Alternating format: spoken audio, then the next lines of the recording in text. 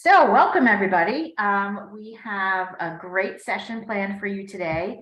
It is jam-packed with all types of great information, and we're very happy to have our members of our communications and marketing team here with us today.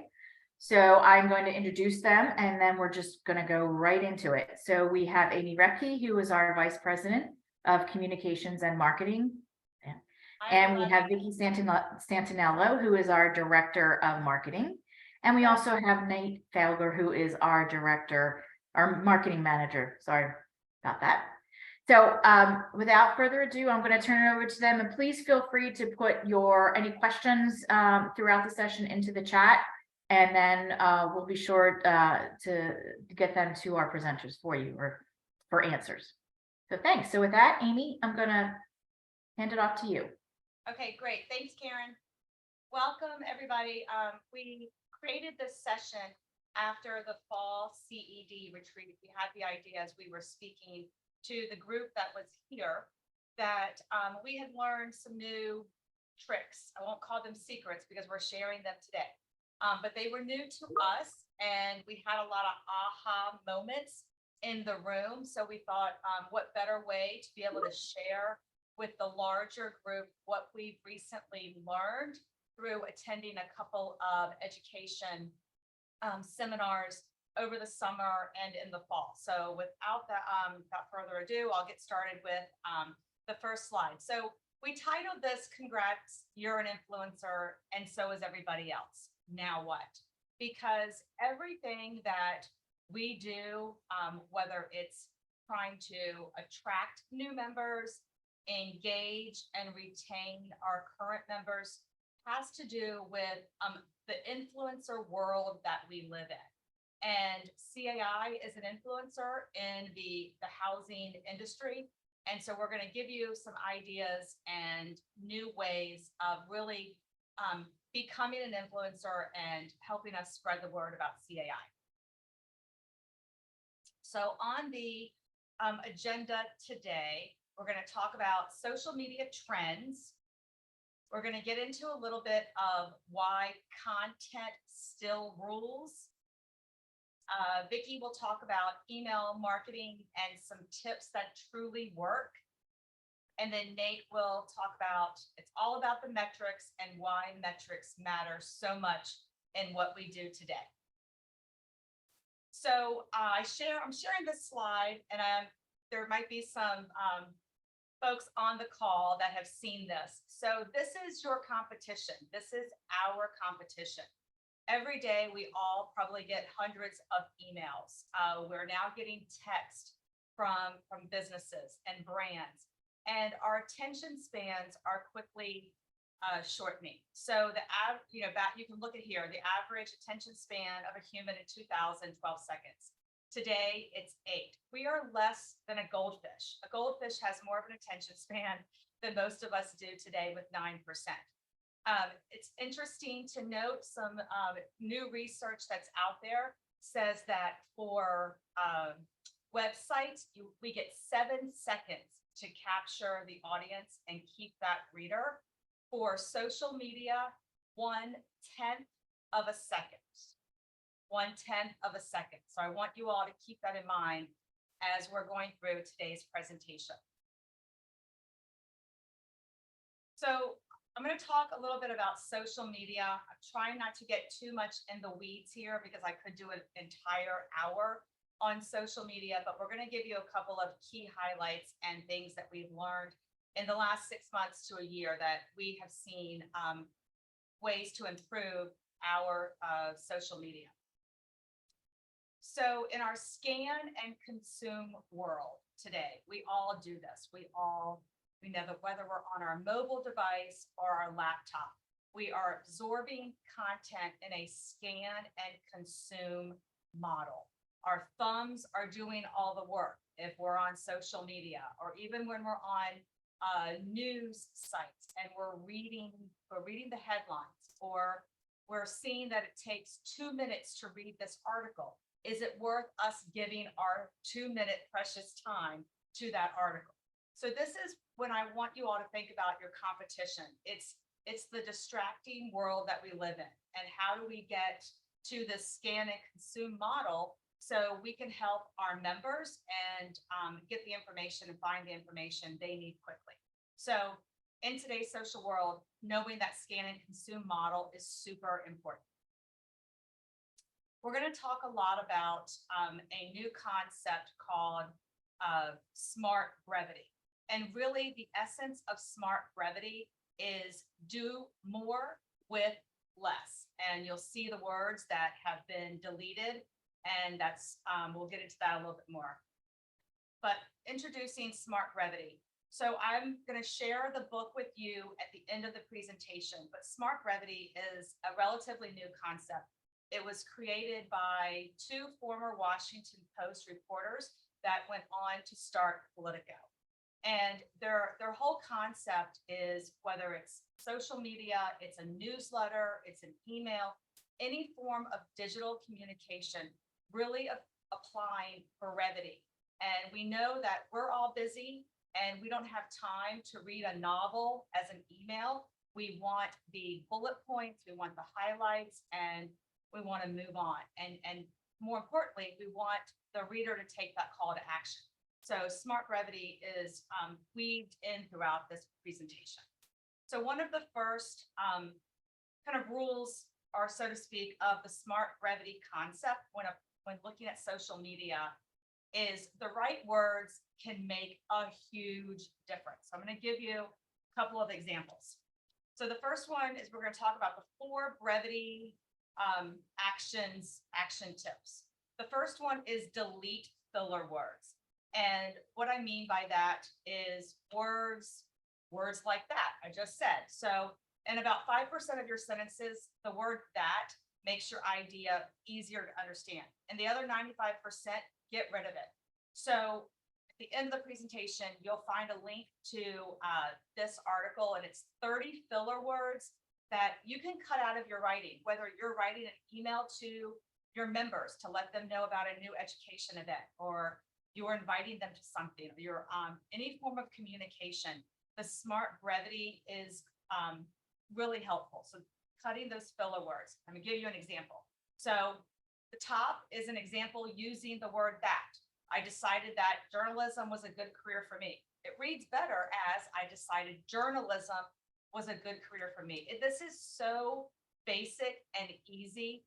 And you all might be thinking, oh yes, I've heard this, but we all still get caught in that long format writing, and we don't need to be. We can be short and concise and direct with our audiences by just applying some of these simple strategies. The next is brevity in action, which is use persuasive and action words. So we talk a lot here on the communications team is that there's writing for our publications, and then there's social media writing. And a lot of it's blurring, it's combining, because even with our newsletter and our magazines, our readers just don't have time to consume it. But we want them to be able to, we want to engage them. So using action words is a great way to start your sentences. So instead of saying, according to CAI, start with an action word when you're writing that post. Really grab their attention. I have an example for you. So this is one post that we wrote for social media. And it's pretty long, I think, but I want to give you all a chance to look over it. It's good, but there's a better way to do it. So I started the sentence with an action word. Creating a condo or HOA strategic plan got you scratching your head from start to finish. CAI helps guide the process.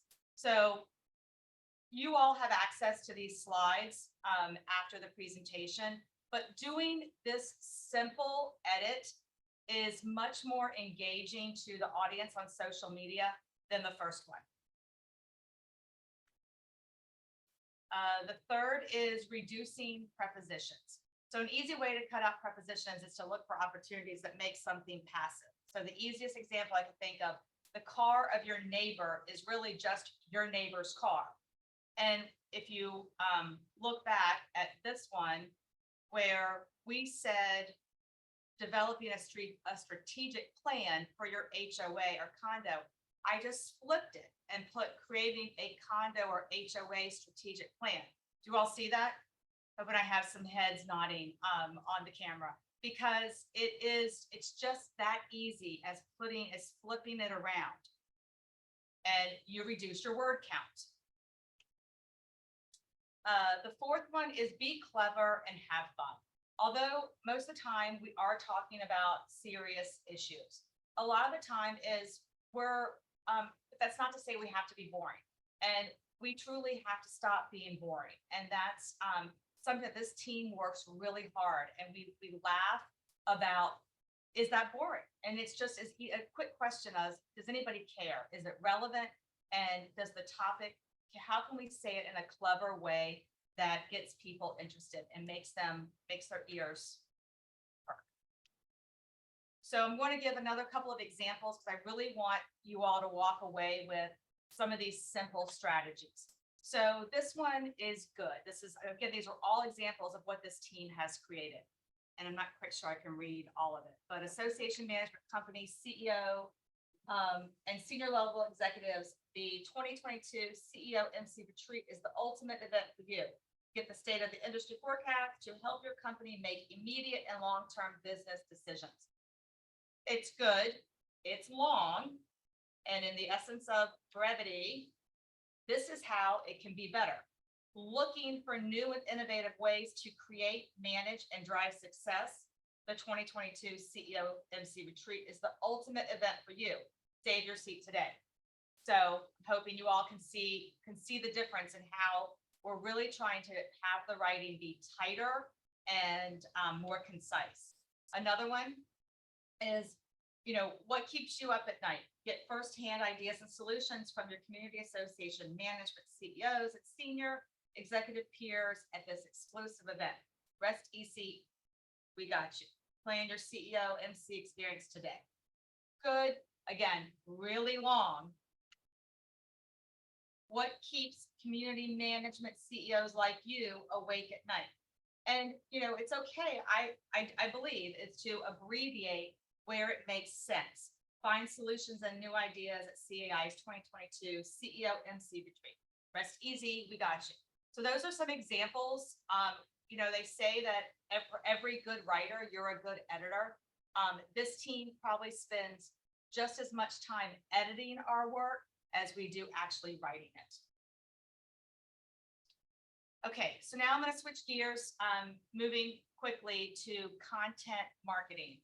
And at your disposal, you all have 50 amazing years of CAI content, whether that is our Common Ground publications, the publication, the newsletters, all of our books in the bookstore, and all of the other content and resources that we've created, even since I've been here since 2016. The amount of content is huge. And when I talk about content for today, I want you all to think about everything you create is content.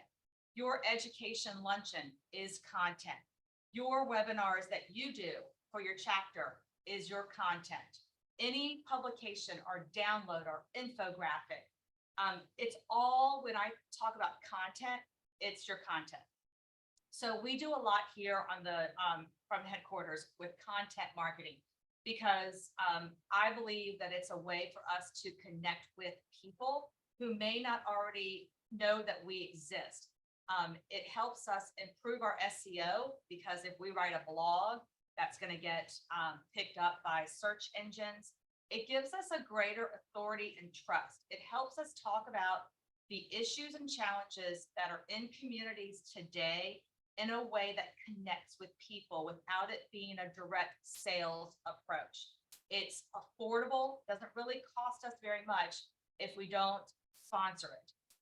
It gives us stronger branding and visibility as CAI, and it helps us with higher quality leads. And so what I mean by that is this team does a lot with lead generation with our content marketing.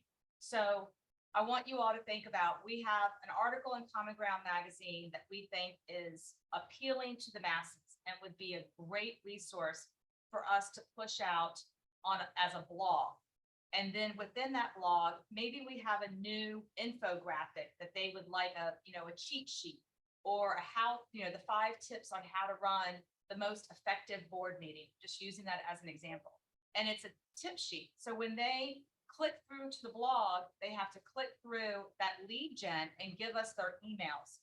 So they know already by giving us their email, they can have access to that free download. It's been a game changer for us. We've probably been using content marketing really in the last 3 years, like really since right before COVID.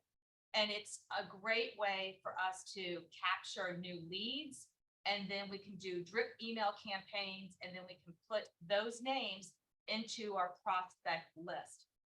You all can do content marketing for anything that is from national or anything that you all create. I'd love to dive more into lead generation with content marketing. I think personally, a little plug for myself, Karen, it might be another session that I do down the road, because it really is a great way for the chapters to gain exposure in your markets by offering this content. So, but encourage you all to use the resources that are available to you. Take our if we created that new community safety guide in response to the tragedies that we've seen in Canada and Florida and Atlanta with shootings, and we created a 1-page community safety guide. And that's a download that you all can do an email campaign to your prospects or to lapsed members and say, hey, we have this, here's what you've been missing while you've been away. So think about content as a way to engage your audience. So I think that we're now moving on to email marketing. I'm going to turn over the keyboard to Vicki. Hello, everyone. Got it? Yep. So I'm going to talk to you a little bit today about email marketing. And a lot of this builds on what Amy talked about. According to a Gallup poll, 70% of employees want shorter communication. So people want to be able to just skim what lands on their screen. So we're going to talk a little bit about subject lines. Keeping subject lines short, direct, have an urgent call for action to help people to open their email. The subject lines are the most important component of your email. It's going to determine whether or not someone's going to open it. So we have a helpful suggestion here, and depending on what email platform you're using, we use Real Magnet. So with that automation platform, we can do A/B testing, where we can take our audience and we can split the list in half. We can create 2 different subject lines, and then based on how people are opening and clicking through on those subject lines, it'll just help us to improve future emails. Or we can, especially for events, I must say, because we send multiple emails to promote events. And here's an example here. Registration is open for the 2022 CEO MC retreat. A little bit boring. It says exactly what we're trying to say. But then the next one, make your plans for the 2022 CEO MC retreat. It's just that little bit of a tweak where it did have a little bit higher open rate. Next, so here are some words. There are examples of words and tactics used to increase open rates. These words have increased open rates up to 37%. So I think I know old school marketing for me was don't use bold letters. It sounds like you're shouting at somebody. Well, studies show that using capital letters really gets people's attention and encourages them to open their email. And then there's certain words that we find increase open rates. The word free, using brackets. And I've done that numerous times when I'm promoting a webinar. I'll put it in brackets, webinars. People know right away what we are promoting, and then capturing their attention on the subject of the webinar in the subject line. And then last but not least, emoji. We love emojis. And we've been using more and more emojis here in our social media and our email. And I've given you some examples there of us using emojis in our email subject lines. And, with emojis, we have to use them wisely and we have to use them cleverly, but we can't overdo it. So, I'm sure you see in your personal email box, somebody might have, especially during the Black Friday, buy now or save now, and then there could be $50 signs after it. That's not going to help. People are going to see that and it looks like kind of like trash, and it might even go to their spam folder. So we're just encouraging you to use them, cleverly, and emojis can increase your open rate by up to 37%. They convey emotion and intent and even nuance. And as you all know, when you're scanning your inbox, and I find this more so in my personal email box, because there's so many messages, sales messages, but emojis capture my attention. And then another way, there's certain companies out there that use the same emoji with every message. So I can scan my email box and I can say, oh, that's my newsletter that I get every morning, my news brief, because I see the emoji. So it's just a way to create attention, draw attention to your email. And so next I'm going to move a little bit onto email content and layout. As Amy said, we want people to scan and consume quickly as possible. So we want to get the news or the ask. What do you want people to do up front in the first sentence? Why does it matter? What are you trying to convey in this email? Of course, keep it short, 1 or 2 sentences. We have 5 to 8 sentences, 5 to 8 seconds in an email for someone to take a look at this. Use bullets. Bullets make it easy for skimmers to catch the most important info. And then bold your words or your figures or names that you want to stand out. Always use very clean, intuitive visuals. And then last but not least, with your call to action, have a clear, large button and use words that matter, such as, for example, like on demand versus watch now. Watch now increased open rates by 27%. Same with using get the tips instead of download now. So you can hear how they're more compelling to click, to make that decision to click on your button. Now here I have 2 emails that we've done, and I'm showing you side by side how we've evolved in our email marketing. The one on the left is one we recently used to promote the annual conference, and the one on the right was just a couple of years ago to promote the conference. So look, the one on the left, it's bold, it's easy to read, it's short, it's visually appealing. The call to action button is a little bit catchy, and it says, exactly what we want them to do, reserve their seat. Whereas the one on the right, we've learned through over the past couple of years of marketing and trying to increase our open rates, we have to shorten them. Less is better. Although it looks kind of pretty, the colors are pretty, but it's too much copy. So in the second one, we probably lost people after the first or second sentence. And then the other thing is we want to include multiple places where they can click. So the one on the left, right at the top, click on the 2023 CAI annual conference. We're going to catch them right away. It's going to go right to registration. Or they can click on the video, and if they make it to the bottom, they've got a third place to click to reserve their seat. So I just wanted to show you 2 examples kind of side by side so you can see the difference. So that is the end of my presentation. If anyone has questions, we'll have time at the end, or feel free to put something in the chat. And now I'm going to pass it along to Nate.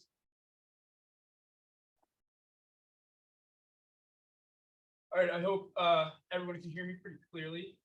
Again, my name's Nate, and I would like to go through and discuss why metrics are important to you.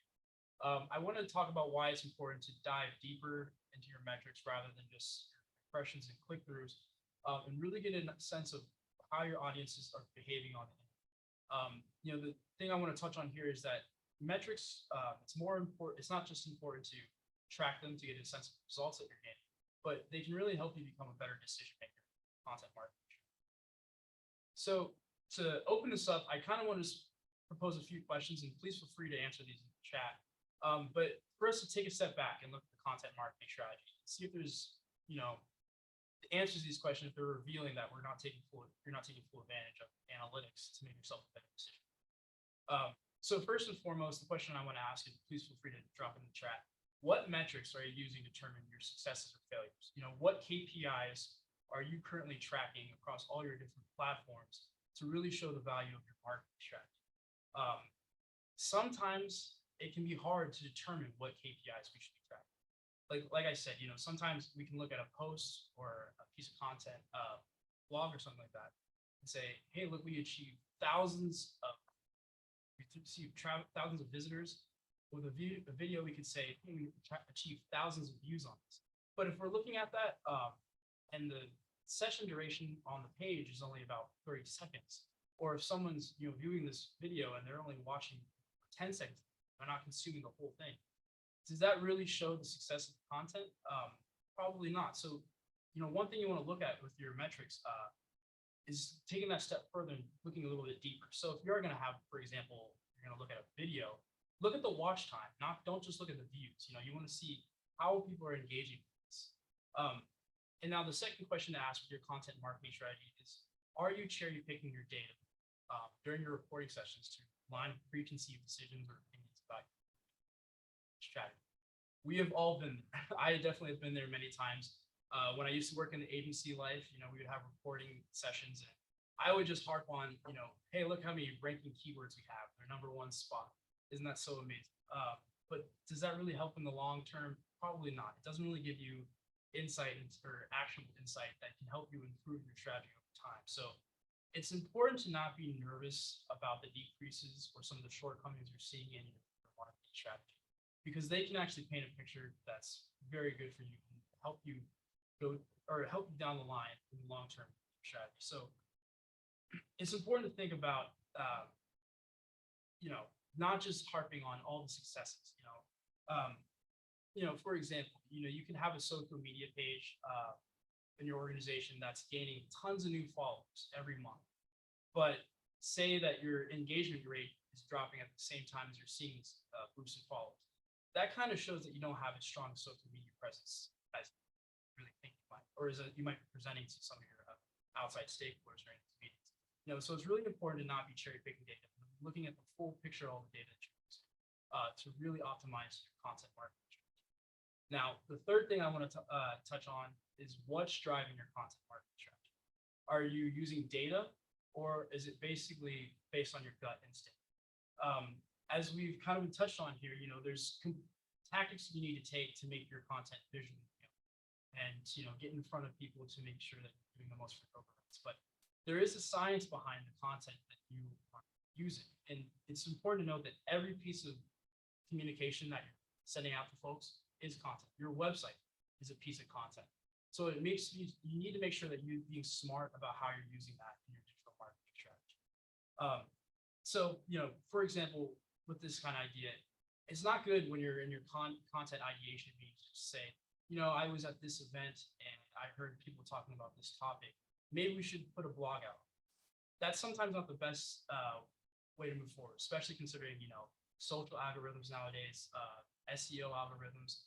Everything's not going to pop up #1 just because you think it's going to be great. You should really look into the data that you have through a number of different reporting tools. So use keyword research. If you have a certain topic that you would like to speak on, look at how people on the internet are discussing it. See how many search volume for that term or similar terms.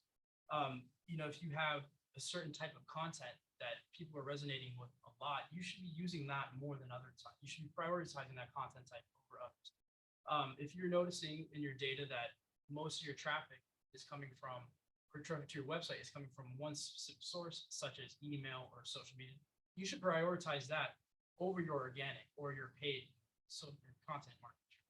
So again, it's just really important that you're using data as a decision-making tool rather than just basing all your marketing activities off your guts. And most importantly, and I know talking about all this is metrics, what's important, it's hard to say this is important or, we're achieving these results if you really don't know the expectations of the work. So the fourth question I have to ask in your content marketing strategy is, have you set benchmarks? Looking back in the previous campaigns you've done, do you know how many leads you're getting from a lead generation? Or, with a brand awareness campaign, do you know how many people are clicking onto your page? Or how many people are using your site? Do you know what your top 5 site pages are? These are the questions you sort of need to ask to get a little bit deeper in your strategy, make it a little bit smarter in your content marketing. So one thing I want to get into or touch on is some tools that are available on the internet that can allow you to set benchmarks.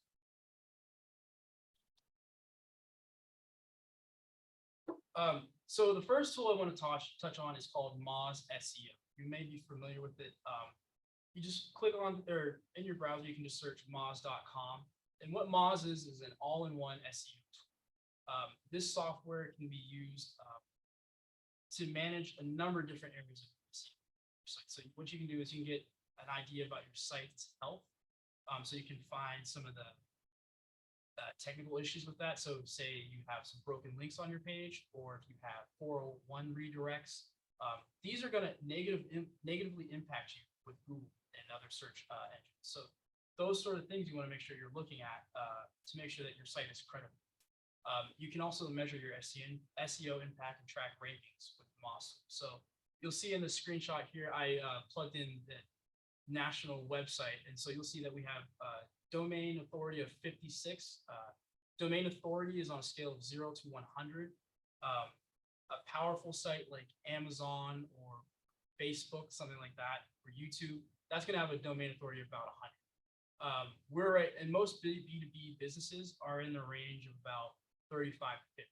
So, we're sitting at a pretty good spot, and that is a benchmark for us, right? We want to maintain that or move forward with that domain. You'll also see that with Moz, it shows that we have 8,000 ranking keywords. We can get even deeper with that. You'll see with the second screenshot there that it shows that we have about over 300 keywords that are in the 1st to 4th position on Google. So immediately when you search in one of these relevant terms, we're going to appear in the number 1 to 4 position. And then below that, we have about 500 that are in the 5th or below spot. And so again, this is going to give us an idea of where we should be targeting our blog content, how we should be optimizing on landing pages to make sure that everything is still rankable. Another thing that Moz can do for you is it can analyze backlinks. It can show where on the internet your website is being talked about. So directories, sites that have views, things like that, or even, anywhere you're mentioned in like a news story. There's many times you'll see us mentioned Politico articles or something similar that's discussing national thing, and have someone weigh in as a contributor to that article. Those backlinks are going to be ranked in Moz, and again, Google and other search engines, they care about how many sites are talking about, how many credible sites are talking about your own website. And the other good thing about Moz is it can talk about the spammy websites, because many times you'll find that there are sites that you don't even understand or you don't even think are relevant to your organization or the work you're doing. They are linking to your website, and those can negatively impact you.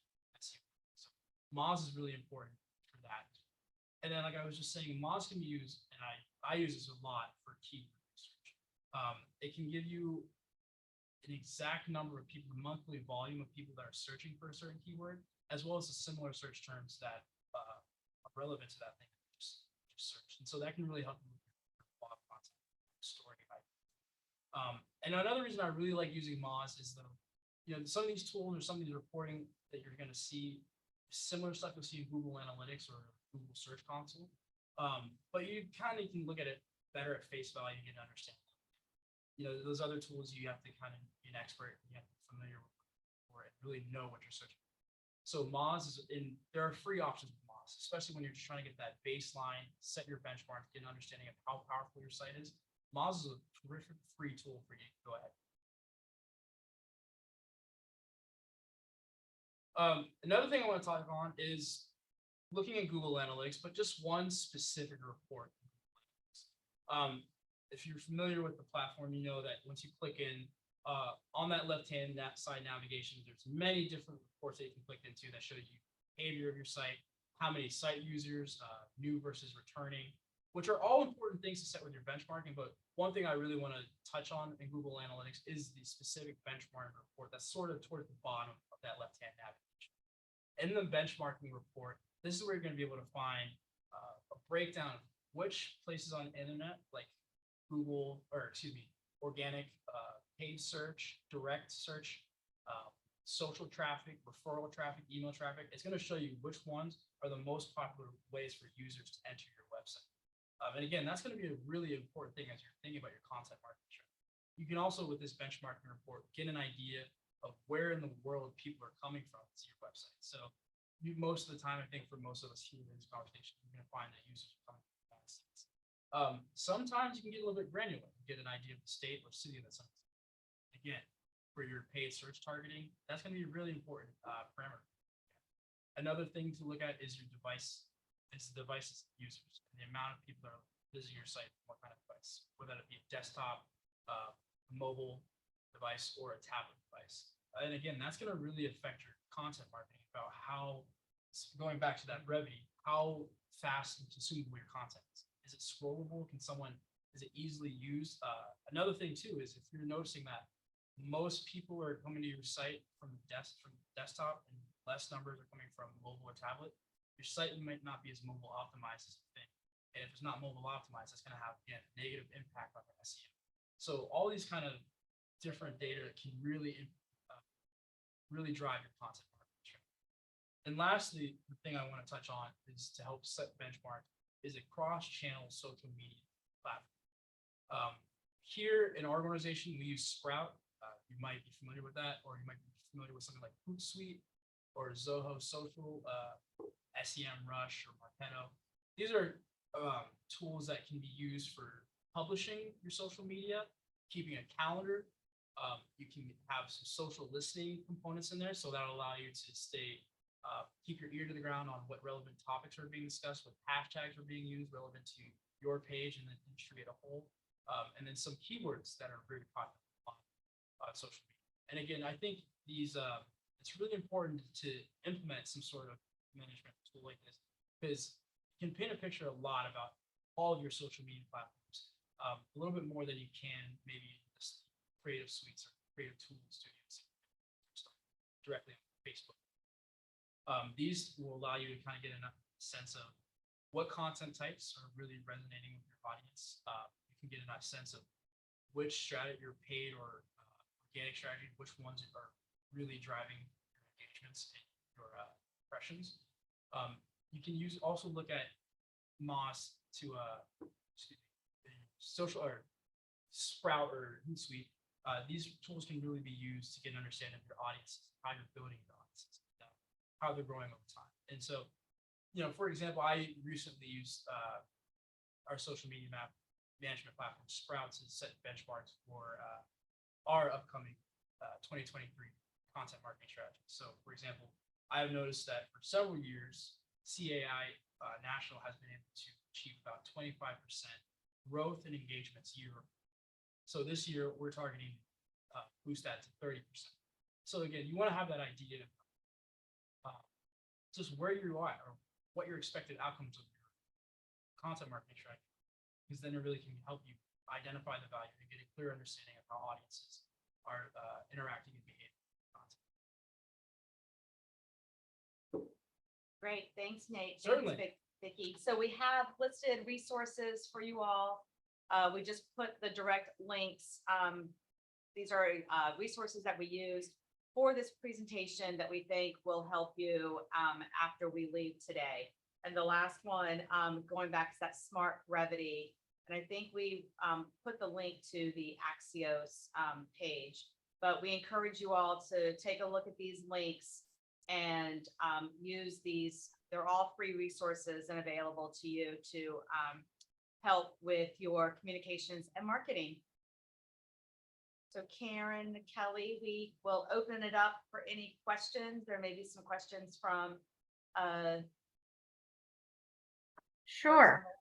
That was a lot of information, and I know that I picked up some good information from it too. Some of it was new to me, so thank you. Great stuff.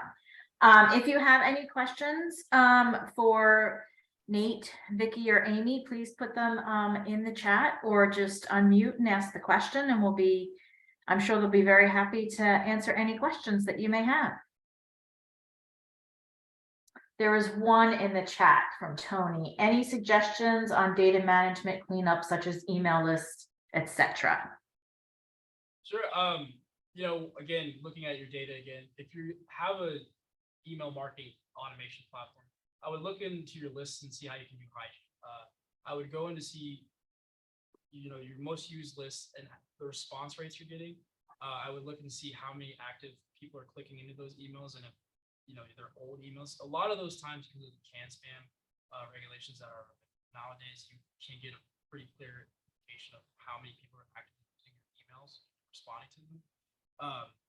So I would just I would get an idea to go in there to kind of clean up, see if there's any inactive emails. Look at your last sent emails for the last 2 weeks or maybe 2 months, and if you notice that no one has completely clicked into that, I would just click on this list, and then you probably will see a difference in your open rates and click rates because you won't have this bounce. And one other thing, we also go through periodically and look at the emails that are suppressed. And they could be suppressed, undeliverability, the email may have bounced, a mailbox is full. And those emails we're able to opt back in. It's not like they reported us for spam or anything like that. So we found that it's very helpful periodically, especially some of the bigger email mailings that we're doing, go through and unsuppress those emails to put them back on the list. Great, thank you. And we have another question. Emily, can you read the second one for me?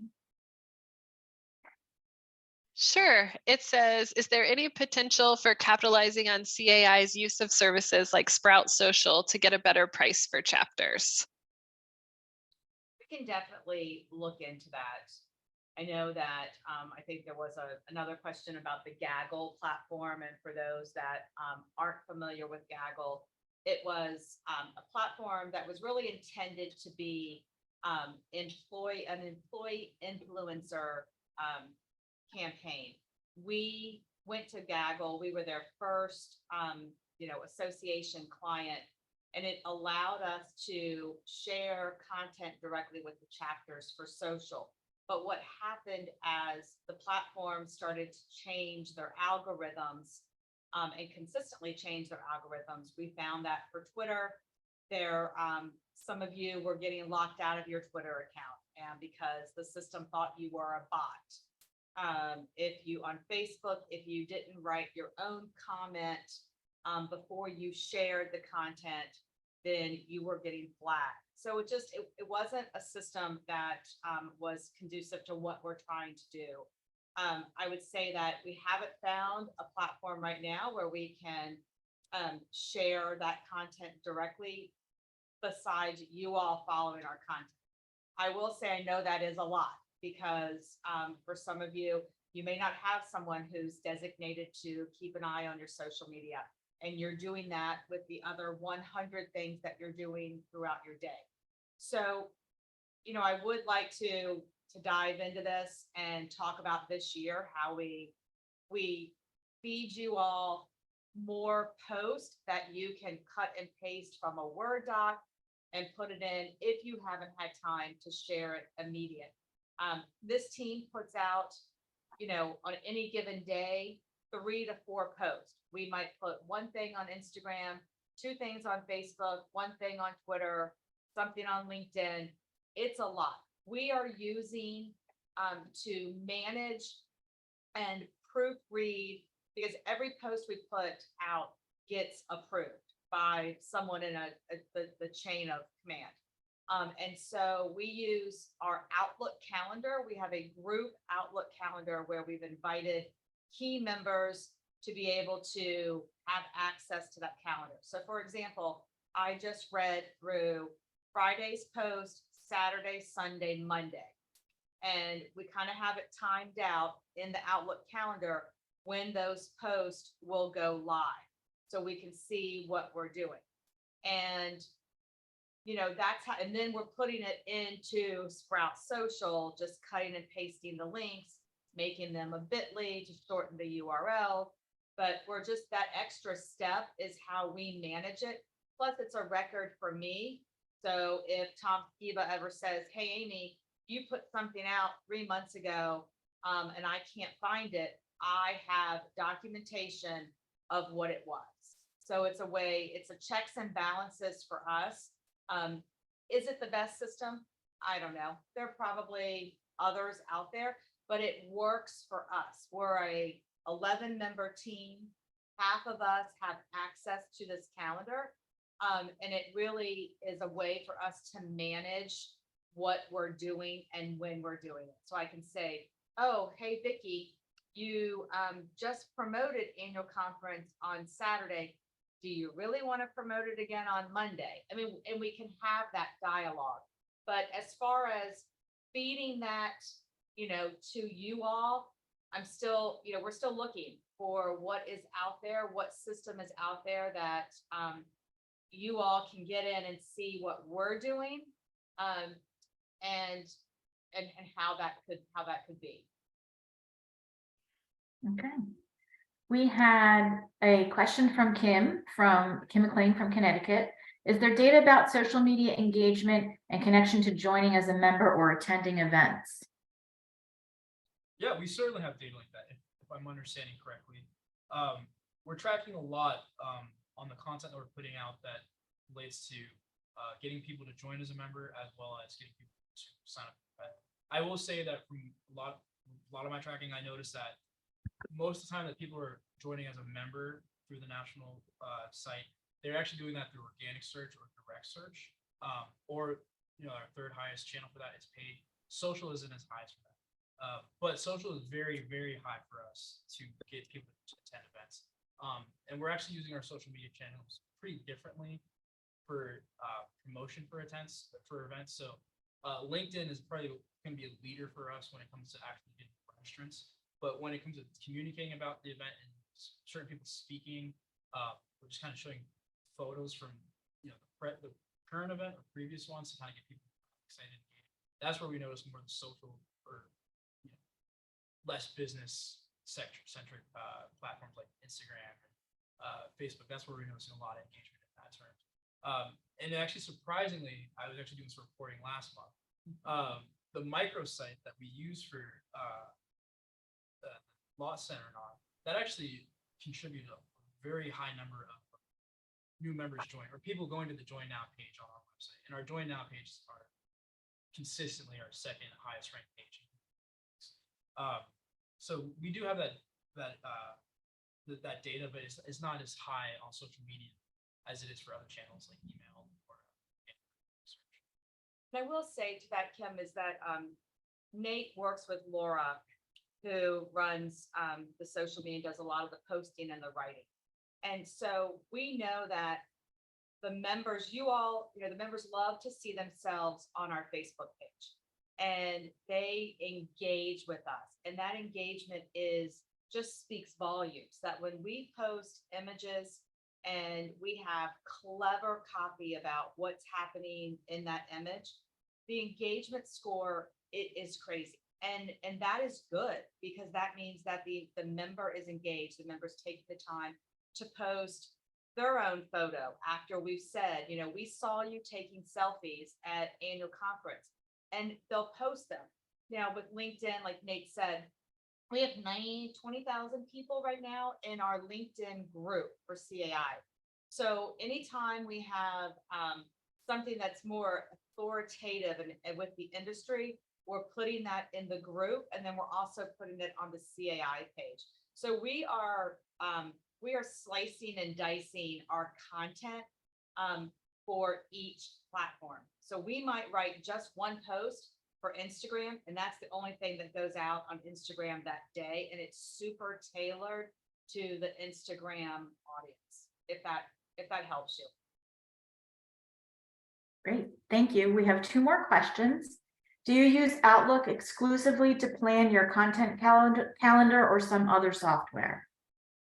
We're using Outlook. Just Outlook. Well, I mean, we have Sprout, so Besides spread, right. so Outlook's more internal, I would say. Yes, right. That helps our internal communication and planning for the upcoming social posts. But when it comes to really the management, viewing the results, that's where we're using Sprout Sprout. Social.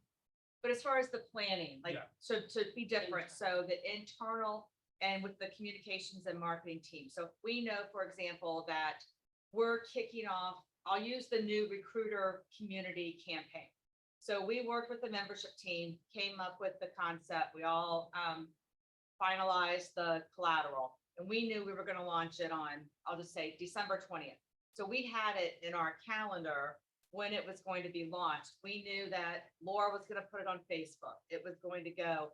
So we use Outlook a lot because we can all give each other permissions to be able to use it. And just for us, we're so heavily in Microsoft Teams and in Microsoft all day long that it just, we tried another platform, which was, oh gosh, the name's escaping me, Asana, which some of you may use. It's a project management software. And what happened was I think that it was just another place that people had to go in their day. We all live in Microsoft all day long. And so we've started, Corey's team, she's the design and creating all the graphics and the videos. They're starting to use Microsoft Planner as a way to keep track of the production of the content. So when, we give her a new book and say, we need to take this live March 1, she's got a production schedule. So Microsoft Planner is another great tool.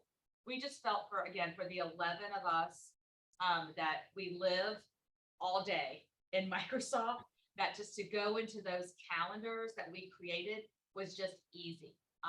And again, there's so many project management software programs out there.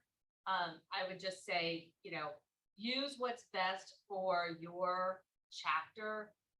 It's not a one size fits all. I don't know if Outlook is probably, if I had a consultant come in here, they'd be like, you're doing what? It works for us. And until we find something wrong with it, I don't want to fix it. And I think it's working. Great. And another question, do you have suggestions for small chapters that are struggling to get enough reach for increased engagement? Oh yeah. All right, let's get locked them up. This is my favorite. Yeah, tons of suggestions. And this is kind of ties back to what we were just talking about.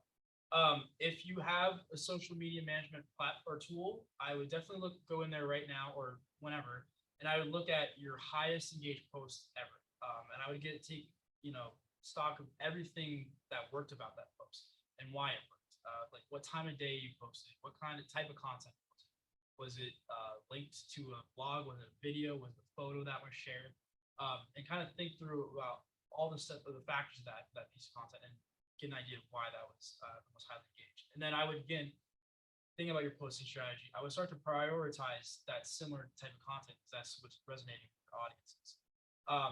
And that's just kind of an idea from organic stuff. But if you have the availability, the budget with paid strategies, immediate thing I would suggest would be to boost your posts or use some advertising on social media. So on LinkedIn or on Twitter or on Facebook, I would implement maybe a content campaign where you're dedicating, say, $250 a month, or maybe you just smaller, shorter campaign, maybe $250 for 14 days for a specific piece of content, and you let that paid budget boost your reach. And so with the paid budget, you'll get a forecast of how many people you'll reach. So based on our audience size or based on our page followers, sometimes I'll boost a post for 10 to 14 days. I'm trying to get an exact number. I think we're around like 8 For Facebook. for Facebook, for example. And so and you also, again, going back to that research, you want to get a benchmark idea of typically where your impressions are. We typically reach about 1,500 people with our impressions organically. And so when I am boosting things, I am putting $250 and I'm building out you can build out a targeted audience built on Facebook automatic. But with that automatic targeted audience, I can usually get about 1.9 thousand to or 1,900 to 2,500 additional impressions based on that budget. So that's could be a really important way for you to increase your engagement. Is using a paid strategy, because you're automatically are always going to boost that budget because you have paid money behind. Another idea that I would have would be to use a paid campaign to get new followers to your page. As we all know that social media algorithms are so tricky and changing all the time. And increasingly they're moving to places where they want to emphasize interactivity amongst its users. So for example, again, looking at Facebook would rather, or for users, Facebook wants to prioritize things on their timeline that's going to cause them to click on the post or like it or comment or share it, and just really bring up the interactivity. So it's usually going to be a post that's shared from a friend or from a really recently liked page. So an idea would be create a paid campaign for people just to start liking your page. Say, we're doing the same thing on Facebook and on Twitter right now. We're saying, come get education, insights, and research from CAI today. Follow us in. And once that new follower comes in, because we have pinged the algorithm as this is a new page, this is what this user wants to see is new and noteworthy. We'll start to show that, especially more and more as they like and comment on it. Of course, the downfall of that is if you are getting new followers, but you're still seeing your engagement dropping, that means that your content still really isn't resonating. So it is, again, like I was saying earlier, the balance between art and science when you're thinking about content marketing strategy. But yeah, those are just a few ideas with the paid and organic side, how you can start. Great. Sure, Karen, too, is like Nate, if there's someone on the call that wants to schedule time with Nate, if they are interested in doing, like our page campaign, you would probably spend a couple of minutes with them and go over, because it's not that difficult. And once once Nate explains it, it's a great way to increase the likes on your page. And then you can start to see what content is resonating. Well, we have reached the end of the hour. That went really quickly. Thank you, Vicki. Thank you, Amy. Thank you, Nate. Some really great information. And as Amy mentioned, any of you, please feel free to contact any of the team directly. And I know that they'll be very glad to just chat through and talk through anything with you, any questions that you have. And thank you all for joining us today. Thank you, communications and marketing team. And we'll see you on the next one. Thanks. Bye-bye. Thank you all. Bye.